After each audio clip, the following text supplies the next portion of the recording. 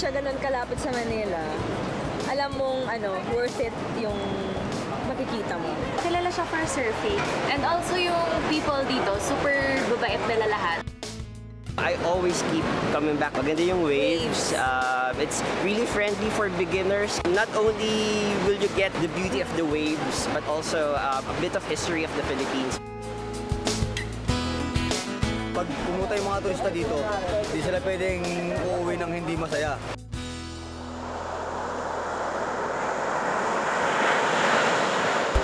Isang lugar na dinadayo ngayon dahil sa kanyang mga alon.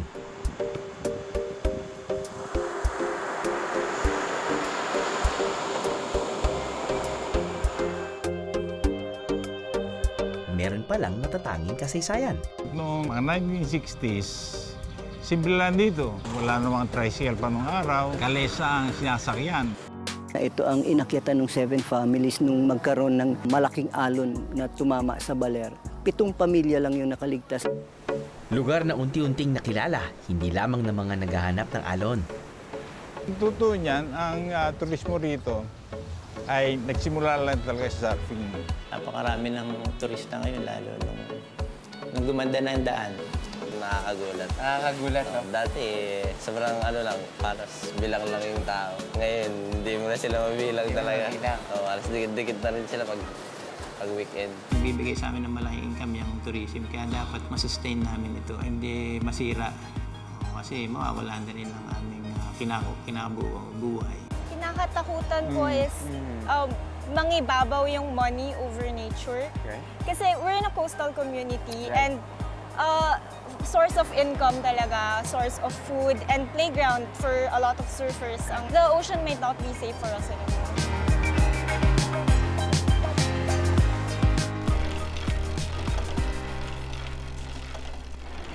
Babalikan ko ang isang lugar na dati kong nakilala. Sa mga taong nakalipas, ano na kaya ang pinagbago nito?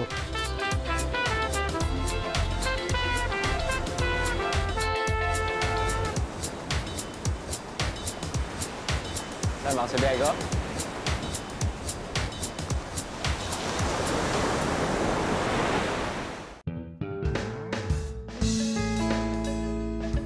Sa loob ng 5 hanggang 6 na oras, mararating nyo na ang capital ng probinsya ng Aurora, ang bayan ng Baler.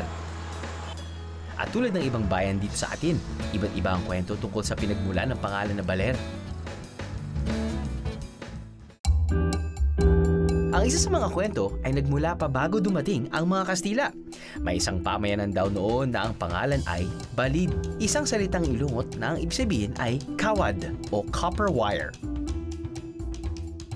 Noon pa man ay meron ng kalakalan sa pagitan ng mga katutubong Pilipino at mga Chinong nagdadala ng balid o copper wire sa bansa. Ikinatutuwa raw ng mga katutubo tuwing darating ang mga nagbebenta ng balid dahil nakakagawa sila ng hikaw, kwintas at iba pang palamuti. At sa tuwing darating ang mga Chino, ang nasasambit daw ng mga katutubo noon ay nandyan na naman ang mga taong may dalang balid. Sinasabi rin ang pangalang Baler ay maaring nagmula rin sa isang uri ng ibon. Ang baler ay galing sa salitang balud, na ito ay isang uri ng ibon na parang kalapati. Alinman sa dalawa ang pinagmulan ng pangalan ng Baler, ganun pa rin ang ganda nito na siguradong mas mabibigyan ng halaga kapag nilibot ito gamit-gamit ang bisikleta. So, pwede mo kayo mag-rent ng bike. Hello, ate. Helmet. Thank you. 500 pesos per day. At kailangan ka lang mag-iwan ng ID. Yan. Salamat, ate. May tricycle, mababangga ako.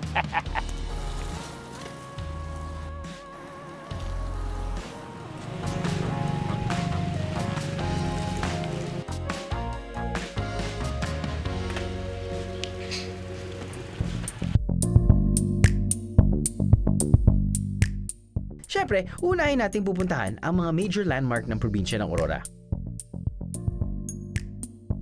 Okay, itong stopover kapag pupunta kayo ng Balete. Tapos if you have I guess more than enough time dahil nandito tayo ngayon sa Balete Eco Park at nasa likod ko ay isang 600-year-old balete tree. Isa sa major landmarks dito sa probinsya ng Aurora. Nandito tayo ngayon sa Barangay Quirino, Maria Aurora, Aurora Province. Sa sobrang laki na itong balete tree na ito, it needs 47 adults to go around. Yun yung width niya actually. Or hindi, yun yung circumference. Siyempre marami nagpapapicture dito. Nagsa-stop over. Ang babala lang nila ay you can just climb till 3 meters and that's the limit. Of course, they want to preserve the 600-year-old tree. Swerte tayo dahil it's 5:20 p.m. Yung pagka-park namin dito, paalis pa lang yung mga tao. So I guess if you want a better photo opportunity na wala masyadong tao. Di ba usually, pag tayo mga turista, yun yung gusto natin, yung kala mo, ikaw lang pati yung mismong subject.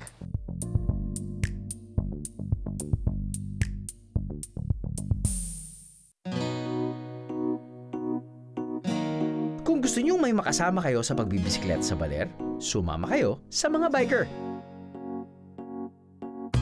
Kami po yung Aurora Bikers and Cyclists Incorporated dito sa Baler, Aurora. Ang aim namin is para magkaroon ng physical yung ibang mga tao, mahikayat sila. Meron na po kaming website. Anytime kung may schedule, meron pong magtutur para sa kanila. Biker friendly naman po dito sa Baler at wala pa naman pong incident dito na nawalan ng bike or whatever. Pwede rin kayong magdala ng mga sarili niyong bisikleta. Mabilis na kayong makakaikot sa Baler. Eco-friendly pa. Ayos!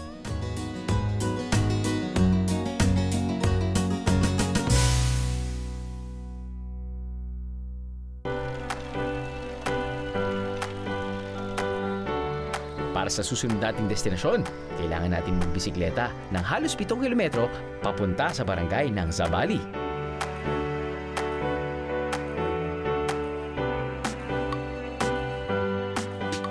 Kuya, magandang hapon po. Magandang hapon. Kamusta po? Eto, okay lang. Masaya din yung pag-jack paakyat dito sa Ermita Hill. Balita ko, meron daw significance tong hill na to. Oo, bale, part na ng history ng Baler ang Ermita Hill. Unang-una ito ang inakyatan ng 7 families nung magkaroon ng malaking alon na tumama sa Baler. 7 pamilya lang yung nakaligtas. At yung to be exact is December 27, 1735. Tumama yun dito sa buong Baler at 7 pamilya lang yung nakaligtas kasi sila lang yung nakaakyat dito. Yung 7 pamilya na yun na lang yung nagpalit-palitan ng mga anak para dumami ang population namin. Ng Baler? Oo, yun na yung panibagong generation namin ang galing dun sa 7 families na yun. So parang nakita ko kanina na parang naging evacuation center na rin to? Oo, ano na to, part na to ng evacuation center namin in case na mag-alarm na mayroong padating na tsunami or tidal wave. Yung pinakamalalapit dito, ito ang immediate na pupuntahan nila kasi proven na to na isang safe na lugar para sa isang malaking alon. Mataas din to, yun. Tinawag na Tromba Marina ng Spanish missionaries ang tidal wave na tumama sa Baler. Kaya sa paanan ng Ermita Hill makikita ang Tromba Marina Monument. Ginawa ito ng visual artist na si Nemesio Miranda Jr. bilang pag-alala sa 7 pamilyang nakaligtas sa trahedya.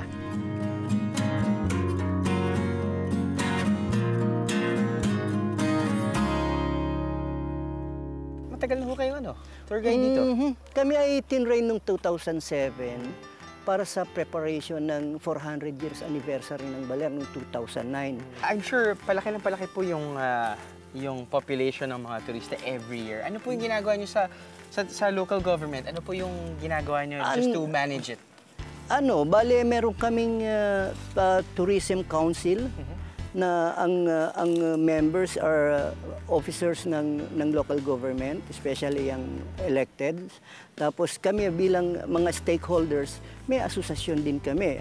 Asosasyon ng mga sa accommodation, sa restaurants, kami sa mga tour guides, ganun. Tapos kung ano na pa, yung mga souvenir shops. Sa resort na to, solo traveler ka man, may kasamang pamilya o barkada, meron silang kwartong swak para sa'yo. For our rooms, we have a quadruple beachfront and then we have double beachfront. Bukod sa mga kwarto, pwede nyo rin ma-enjoy ang infinity pool.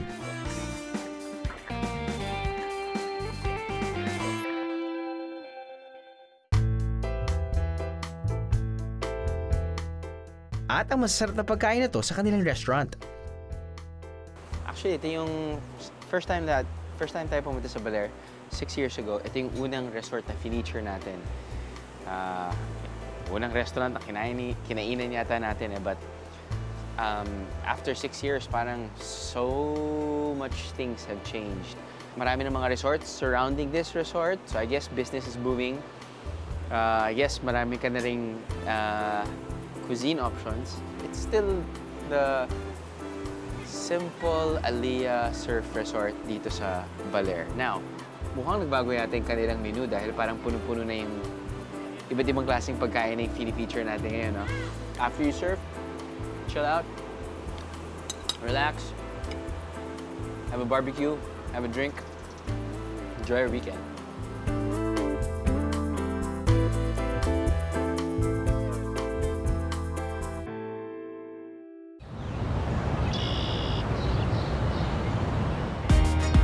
Isa ang Baler sa mga pinakamakasaysayang lugar sa ating bansa. Noon pa man daw ay simple lang ang pamumuhay ng mga taga rito at nakikisabay sa agos ng pag-unlad ng kanilang bayan. Mga 1960s, simple lang dito. Wala namang tricycle pa nung araw. Kalesa ang sinasakyan. Kung pupunta ka sa malayo, kung manggagaling ka lang sa bahay, pupunta ka sa palengke, hindi ka magkakalesa kasi ang mahal ng pasahe. Oo, 5 centimos. Ang dami mo bibili sa 5. Siguro, yung pagsulong ng panahon, marami rito ang nakakarating na sa Maynila at ibang lalawigan. Pagbalik dito, yung mga hindi magandang naranasan doon sa ibang lugar, yun ang dala naman dito. Napakalayan sa sambayan. Hindi ka talaga makakaabante. Hindi ka susulong hanggat wala kang pupalaga sa kasaysayan. Walang bansa na naging maunlad na walang pupalaga sa kasaysayan. Sa pagnanais ng lokal na pamahalaan ng Baler na mapangalagaan at maibahagi ang mayaman nilang kasaysayan at kultura, hinihikayat nila ang mga turistang gawin ng kanilang day tour historical walk. Sir, good morning. Good morning! Ano naman po yung bibisitahin natin today? Ang bibisitahin natin ay yung mga historical places natin like etong simbahan na to na hindi mo mababakas na almost 200 years old na siya. 200 years na to? Almost 200 years old. Dito rin bininyagan si President Quezon. Yan. And yan ay may title na Last Spanish Garrison. Ito ang San Luis Obispo Parish Church. Noong February 29, 2000, idineklara itong National Historical Landmark. Kilala ang simbahang ito dahil dito naganap ang Siege of Baler. Kasi nung maramdaman ng mga sundalong Kastila na pabagsak na yung regime nila, ay nag-decide yung 56 soldiers kasama ang pari at saka sakristan na pasukin nila itong simbahan para idepensa yung hanay nila. Pero nung nasa loob na sila, tiningnan nila yung mga tao sa labas, napag-alaman nila na almost 500 katipuneros na yung nakapalibot dito sa simbahan na to. Matapos ang isang taong pamamalagi sa loob ng simbahan, nagkaroon daw ng kasunduan at pinalaya na ang mga natitirang sundalong Kastila at pinayagang makabalik sa Espanya. Kabilang din sa historical walk ang pagbisita sa kinalakihang tahanan ni Doña Aurora Aragon Quezon, ang butihing asawa ng dating Pangulong Manuel Quezon. Parang bagong lumang bahay. Oo, meron din ano yan, may trivia din yan. Kasi kung ang gagawin namin ay yung eksaktong itsura ng bahay na kinalakihan niya, tuwing babagyo ay magre-repair kami na magre-repair. Kaya i-recommend ng National Historical Commission na itong ipakita nyo. Katulad ng Aurora Boulevard sa Quezon City, ipinangalan din kay Doña Aurora Aragon Quezon ang probinsya ng Aurora bilang pagkilala sa kanya. Hindi nalalayo sa naging tahanan ni Doña Aurora ang lugar kung saan nakatayo ang tahanan naman ng dating Pangulong Manuel Quezon. Ito ngayon ang Quezon Memorial Park. At yung pagkakaupo ni President Quezon na yan ay intentional. Dapat ang rebulto, di ba, dapat yung mga matitikas na ganyan, pero siya iniupo. Bakit? Kasi nung mag-start ang World War II, dinal si President Quezon ng mga Amerikano sa Amerika para i-secure yung buhay niya. Pero kasabay nun, yung pagkalat ng epidemya na tuberculosis at biktima si President Quezon nun, di ba? Tapos ang tuberculosis nun, wala pang gamot. Wala pa nadidiscover ang gamot. Kaya nung hopeless na para humaba pa ang buhay niya, mga dying na siya, tuwing umagang gigising siya, ang request niya sa mga Amerikano, ibalik niyo na ako sa Baler. Hanggang sa mamatay siya, hindi nag-grant yung request niyang yon.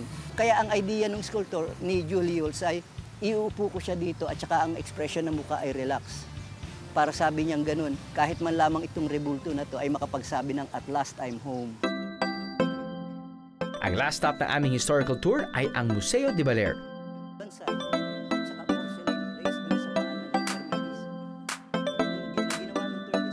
Sa loob ng museo, makikita ang mga litrato at iba't ibang kagamitan na naglalarawan sa Baler noong araw.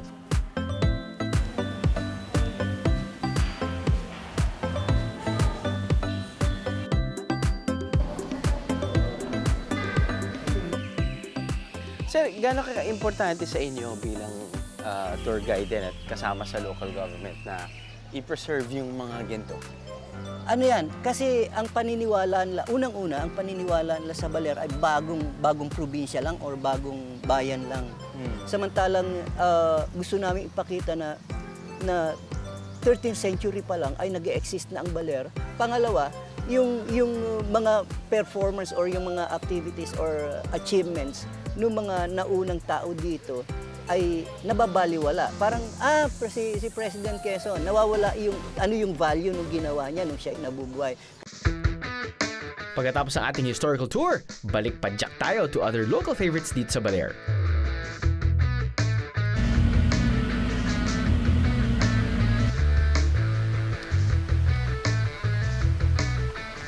From the town proper, mahaba-habang pagbibisikleta ang kailangan para marating ang barangay ng Zambali. Pero di bali, Beros, dahil meron ditong malapit na lugar kung saan pwede magpalamig. So, nandito na ngayon tayo sa Diguisit Falls. Ang okay? It's just right off the highway or the main road. A few steps, andyan na yung falls. The bad news? Well, kapag accessible, marami talagang tao. Good news din, wala kang babayarang entrance fee.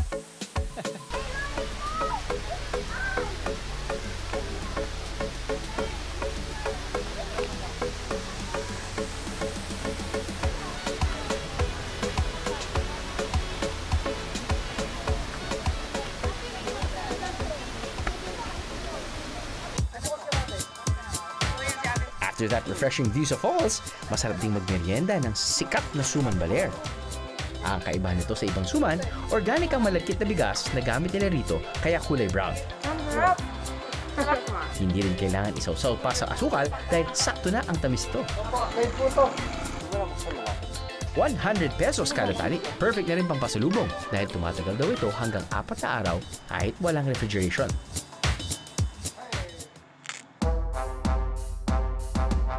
Hindi lang local delicacies ang nagiging paborito dito sa Baler, kundi pati na rin iba pang cuisine. Tulad ng restaurant na to na Indian-Portuguese fusion ang ihahain sa inyo.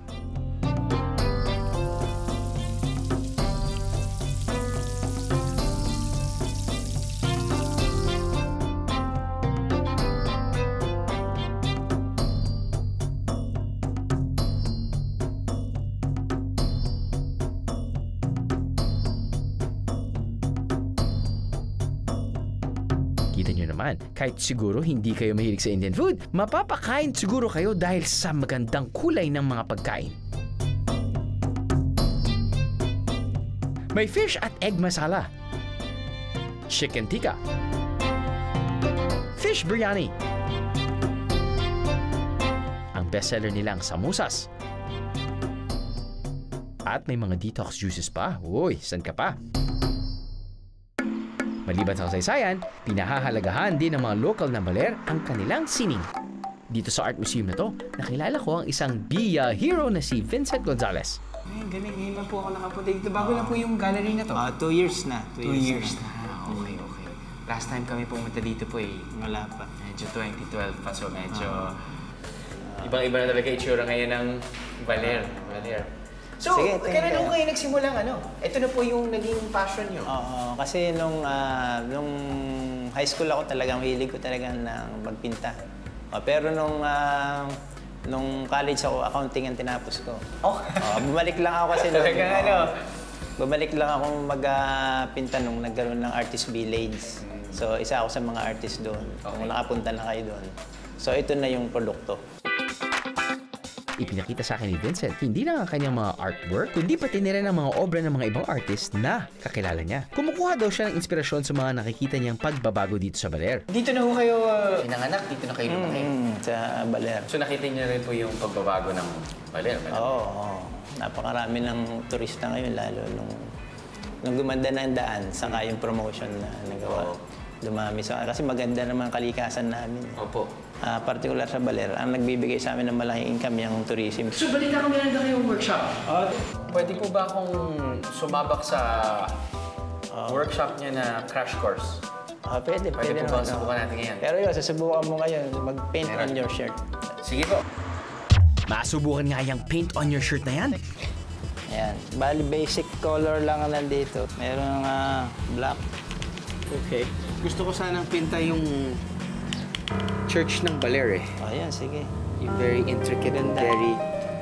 Kasi historical yung magandang history ng sa Baler, yung church ng Baler. Tapos nun, ipipinta ko po yung mukha ng sundalo na si Jericho Rosales, pati yung si Ann Curtis. Ann Curtis.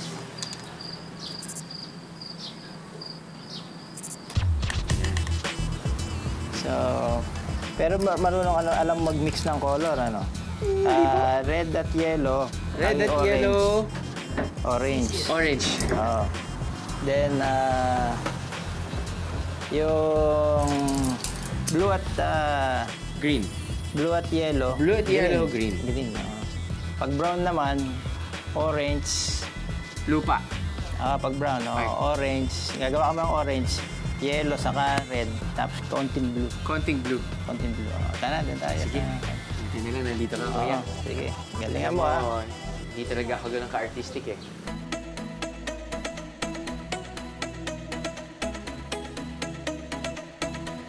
Alam nyo na yan, hindi naman ako sobrang artistic. Sa lettering at shading lang ako papasa. Basta, best effort! Ang tawag ko dito I left my heart in Baler. Ginamit ko ang aking dugo, red, para mapinta ang kagandahan ng Baler, green. For 220 pesos, nakapag-art lessons ka na, may souvenir ka pa from your Baler trip. At hindi lang yan, makatutulong ka pa para mas marami pang makadalo ng free art workshop ni Vincent. Win-win, di ba, Bieros?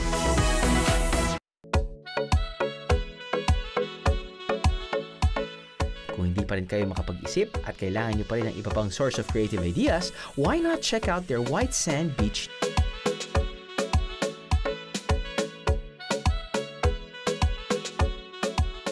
Ito ang Di Kasalarin Cove.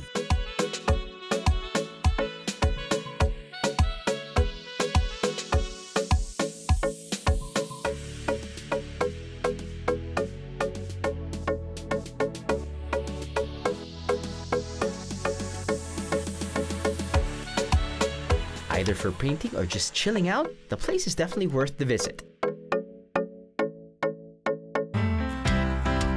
Kabilang na ang Baler sa mga paboritong puntahan ng mga biyahero. Bakit nga kaya? Although hindi siya ganun kalapit sa Manila, alam mong worth it yung makikita mo. Kasi kilala siya for surfing and gusto lang namin siyang i-try. And also yung people dito, super babait nila lahat. I always keep coming back to Baler kasi maganda yung waves. It's really friendly for beginners. Kaya if you really want to learn how to surf, Baler is the perfect place to learn. Dati na po talaga ako pupunta dito. Maganda po kasi yung vibe. Hindi lang yung beach dito, yung surf ang pinupuntahan. Marami pa siyang ibang attractions na malapit lang sa area. Dahil nakapunta na ako dito 6 years ago, susubukan ko naman kung ano ang mga bago dito sa Baler. It's our first time here, and it's night time, so we're featuring their specialties, their best sellers dito sa kanilang restaurant called Hungry Mermaid. Now, I was asking how to pronounce Lesserine. Kala ko Lesserine. Apparently, it's synonymous nga to mermaids. If you visit this side of Baler, it's quiet. Yeah, I guess it's after 6 years. 6 years? Yeah, 6 years of featuring Baler again. Medyo na regal shocker ako nung bumalik ako sa mga unang feature ko. Which is why I'm very happy that when we arrived here at this place, and then usually what I do kasi check in the bags, and then of course go around the place, and then syempre if it's beach, check mo kagad yung beach, check mo kagad yung tubig, di ba? Ganda kagad nun. So yun, natuwa ako dahil pagdating ko sa beach, uy, check out the left, check out the right, ayos pa. Di pa busy. What's on the menu? It's a fusion of sorts, or a mixture of sorts actually. May Filipino, meron kang pako, di ba? Garlic na pusit. Meron kang salpicao, Spanish din. Kain tayo.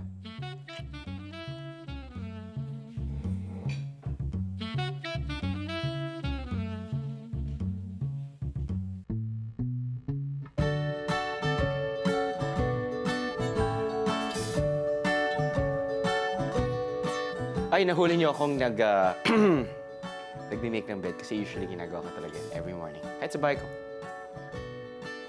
Okay, fine. Mother-in-law ko gumagawa sa akin. Pero dito, sarap ayusin ang bed dahil ang sarap na tulog ko. Hindi, totoo lang. Para akong natulog katulad ni Primo. Mahaba at no wee-wee breaks. So anyway, dito tayo ngayon sa kanilang kwarto. At bukod sa mga bed, sasalubong sa inyo ay ito! Which is a cute blanket. Maliwalas yung kwarto. Malamig yung aircon. Summertime. Paglabas mo, ang init. Parang gusto mong nasa kwarto lang the whole time. Pero syempre hindi mo gagawin yun dahil sulitin na bawat biyahe. Let's go to the bathroom. Sink. Left is the throne. Right is the shower room. Okay? Shower room, very spacious para sa mga light travelers. Kasi minsan, di ba, if you wanna pack light, pupunta ka lang sa sari-sari store para bumili ng mga shampoo or toothpaste, ng mga sachet. Worry no more dahil meron na silang mga dispenser for shampoo, conditioner, and their body wash. Kung trip mo yung body wash, kapag trip mo naman yung soap, katulad ko, meron na silang ino-offer na soap. Of course, they have the complimentary toothbrush and toothpaste. What else? If ready ka nang lumabas sa kwarto mo at mainitan, okay lang. Dahil sa labas ay may swimming pool. Yung setup, yung pagka-setup ng mga kwarto dito, it's just laid out. No second floors, malinis, spacious, mariwalas. Probably 200 meters, that's where you wanna surf. The net. Hindi lang alam. Speaking of surfing, wala masyadong signal dito.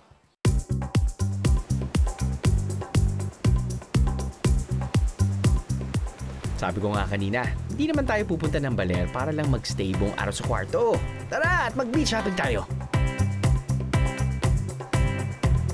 Sa barangay ng Zambales, maaring ma-enjoy ang magandang tanawin ng Anyaw Islet sa Digisit Beach.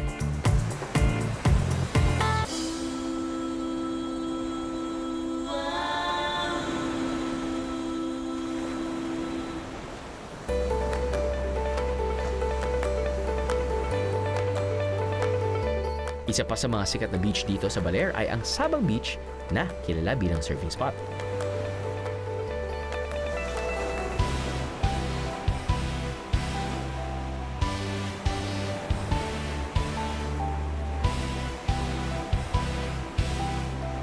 Ang turismo rito ay nagsimula lang talaga sa surfing at yan sa Barangay Sabang na hindi lang Baler ang nakinabang kundi buong Lawigan.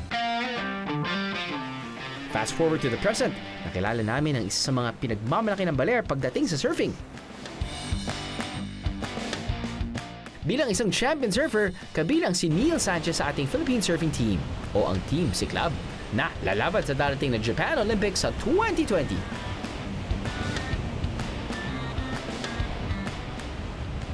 Gano'ng kalaking bahagi ng buhay mo ngayon yung pagsasurf? Sobrang laki. Sobrang laki? Yeah. Nakakatulong kasi sa pamilya. Paano nakakatulong? Pag nananalo ako, binibigay ko sa mga magulang ko. Then, yun. Pag-usapan naman natin yung yung Baler. Di ba? Dito ka na lumaki. Over the years, nakita mo yung pag-evolve ng lugar. Yeah, oo nga. No? Sobrang nakakagulat. Nakakagulat, no? Dati, sobrang lang, paras bilang lang yung tao. Ngayon, hindi mo na sila mabilang talaga. Alas dikit-dikit na rin sila pag weekend. Ano yung yan? Ano yung nararamdaman mo pag dahil mo na nakikitang tao? Okay lang, masaya. Okay lang. Kasi gusto rin namin na sobrang makilala yung Baler. Okay. Gawa din sa mga tao na Kaya sa napunta mga tao. dito. Kasi po, okay lang po sa mga tao na, sa mga taga dito na dumami yung tao kasi doon din po sila nagkakaroon ng hanap buhay. Ng hanap buhay? Oo, gawa sa surf. Gawa sa surfing. Tama nga naman.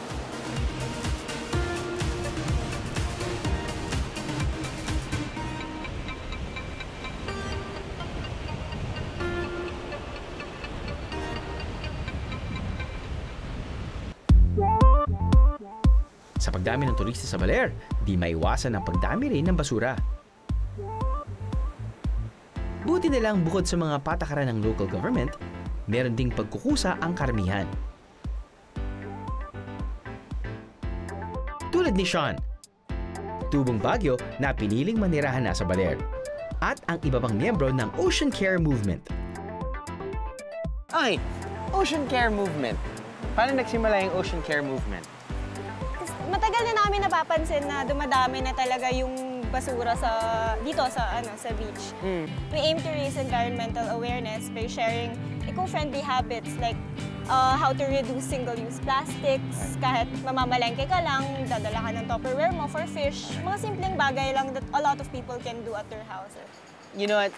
As I was telling you a while ago, parang when the first time we featured Baler was 6 years ago, I think. Yeah. And ilan lang yung mga beach resorts. Yes. And it's funny na, not for anything because pag tinatanong ko ng mga tao, oh, what's your feedback sa Baler? Sabi ko, it's absolutely gorgeous. It's beautiful. At yung naisip ko kasi parang, konti lang yung resorts. Medyo na-shock ako just a few minutes ago when I arrived, lalo na here, sa may Aliyah and around the area, bakit sobrang, medyo ang dami na. I guess hindi na natin okay, fine. In a nutshell, I guess that's business. Yes. Ano sa tingin mo yung kinakatakutan mo? Kinakatakutan ko is mangibabaw yung money over nature. Right. Kasi we're in a coastal community and source of income talaga, source of food and playground for a lot of surfers ang Baler. And kapag na-overpower yon ng gusto ng puro tourism lang and walang value sa nature, yun yung kinakatakutan ko kasi the ocean might not be safe for us anymore. Right. After surfing and learning how to take care of the surroundings of Baler, break muna tayo para sa syempre, ano pa ba? Chibog! Parang mas madami ata yung nasa plato nyo. wala. Ay. Ba't kaya may karnet, isda? Ito. Alam kong mag-intermittent fasting ako, pero hindi ko sabihin kailangan ako mamatay. Hindi ito intermittent. Is itong indecent proposal? Nangya. Doon? Doon? Sas. Doon daw? So, pumunta... So, kukuha ako doon. Ayan, yan. Yan. Yan, sir. Yan. Pahinga na, Paps. Yan. Pati isda. Yan ang sinasabi ko. Thanks, bro. No. Oh. 1, 2, 3. Meron akong 3 pork. Ikaw, meron ka lang spoon and pork.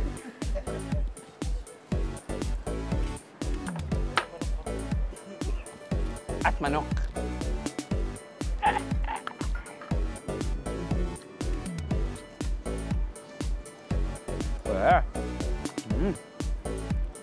Iba pala pag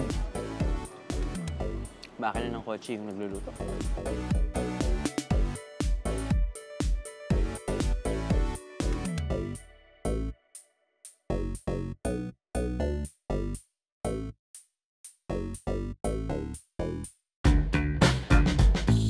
Para sa turistang nagbibisikleta, padyak na papunta sa kainang ito. Dahil kami magkakapatid, yung youngest namin, saka ako may kahiligan sa bike. Kami nagbabike, siyempre mahaba ang pagbabike namin. Pagdating ng tapos na, naghahanap kami ng kakainan na restaurant. Naisip namin na bakit di tayo magtayo ng restaurant? Saka naisip namin ang aming pangunahing customer, bikers. Meron silang steamed lapu-lapu, lobster, adobong kambing, bulalo, at panghimagas na halo-halo. Liga na guys, atak na yan!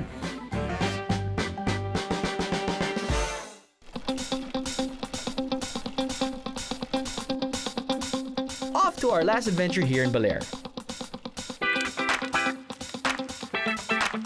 Hindi lang pala sa mga dalampasigan ng Baler nangyayari ang mga cleanup drive. Dito sa Circle Hostel Baler, meron silang sariling paraan para limitahan at magamit sa ibang bagay ang mga plastic na basura. Tinatawag nila itong Plastic Solution System. Bawat turistang dumarating sa hostel, hinihikayat nilang gumawa ng eco bricks sa kanilang Stuff It Station. Ang kailangan lang sa stuffing station, gunting, sticks, at saka syempre yung bote. Tapos yung mga non-biodegradable materials. Since nandito na rin lang kami, naki-join na rin ang biyahe ni Drew team sa paggawa ng Eco Bricks. Simple lang naman ang gagawin. Ilalagay lang ang mga naipong plastic sa loob ng bote hanggang sa mapuno ito. Pagkatapos makaipon ng stuffed bottles, ginagawa nila itong patungan ng bags.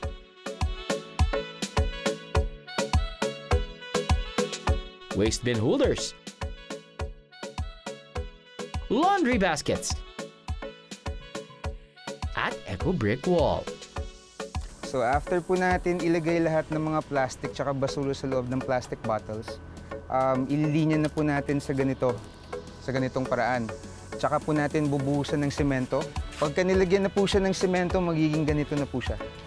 An eco brick is one way of addressing the plastic problem. It's an awesome alternative for hollow blocks. So we have a saying here in Baler that plastic free starts with me. This is our way of giving back to the community and basically making our surrounding a whole better place, not only for ourselves but for everyone.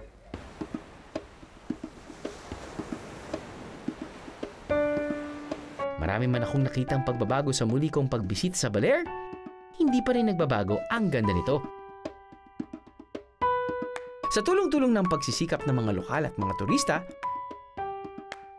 patuloy na naiingatan hindi lang ang mga magagandang lugar, kundi pati na rin ang kasaysayan at kulturang pundasyon nito. Hanggang sa muli, Baler!